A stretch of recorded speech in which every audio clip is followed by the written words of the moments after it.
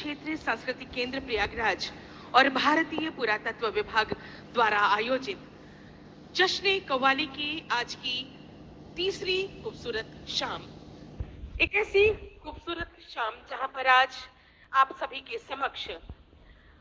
19 नवंबर 2023 खुसरोबाग का ये ऐतिहासिक परिसर और इस ऐतिहासिक परिसर में जश्न कव्वाली में आज एक बड़ा नाम जो पूरे हिंदुस्तान की सरजमी को अपनी खूबसूरत कव्वालियों से न केवल महकाते रहे हैं बल्कि हिंदुस्तान से बाहर भी आपका एक अलग मकाम, एक अलग पहचान और आपकी जो खुशबू है आपकी अलग तरह से कहन की, वो हिंदुस्तान से बाहर भी आपको एक नायाब तरीके से पेश करती चली आ रही है। ऐसे नायाब कव्वाल उस्ताद साहब तनवीर साबरी जो साबरी ब्रदर्स के नाम से मशहूर हैं। मैं सबसे छोटे उस्ताद का नाम इसलिए ले रही हूँ क्योंकि नई जनरेशन की ये पौध अगर अपने पिता से गुरु की तरह कुछ सीखती है और उसको निभाने का प्रयास करती है तो आज के भारत, आज के हिंदुस्तान और पूरी कव्वाली के लिए ये बहुत ही खुशनुमा पल हो जाता है।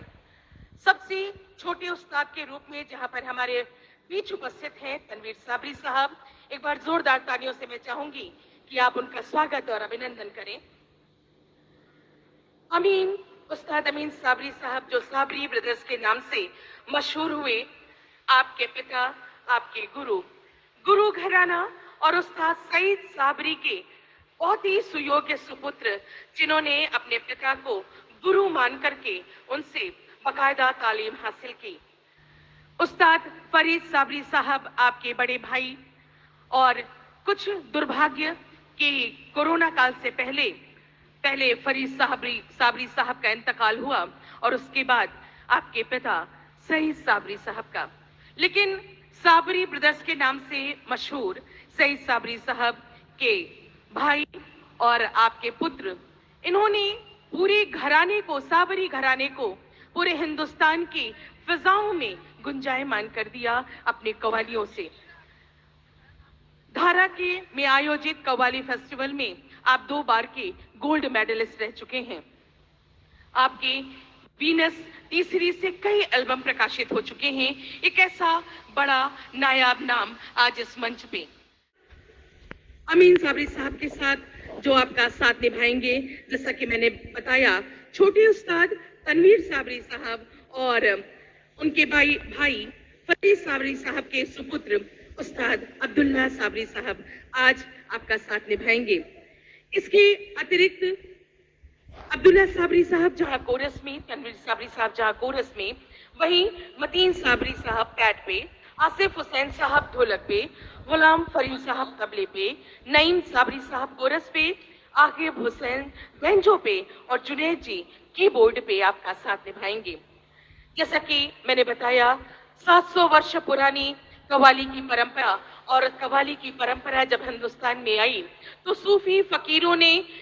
इसे न केवल हिंदुस्तान की सरजमी पे फैलाते हुए हर एक रूह तक इस पाकीज़गी को पहुंचाने का कार्य किया, बल्कि जब हम कव्वाली सुनते हैं तो डूबकर सीधे उस खुदा के सामने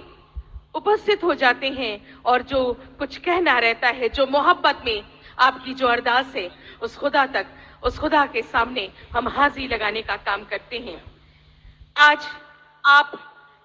इस जश्न कव्वाली के अंतर्गत जिस कव्वाली से आज के इस महफिल का आगाज करेंगे, हम बहुत ही पवित्र खुदा की इबादत में कहा जाने वाला गीत, और उसी से आज की इस शाम की खूबसूरत शुरुआत होने जा रही है कि तू दैरो हरम का मालिक है, हाँ मुझ पे करम इतना कर दे। तू दैरो हरम का मालिक है, हाँ मुझ पे करम इतना कर दे। काबे की तरफ हर रुख न सही तो रुख की तरफ काबा कर दे। ऐसी पवित्र अरदास इस मंच के माध्यम से, कव्वाली के माध्यम से। लेकिन मित्रों, मैं आप सभी से गुजारिश जरूर करना चाहूंगी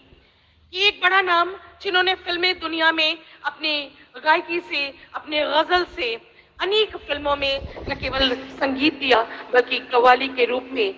हाजिर हुए, ऐसे उस्ताद कव्वालों के लिए एक बार जोरदार तालियां आप सभी की तरफ से आनी चाहिए।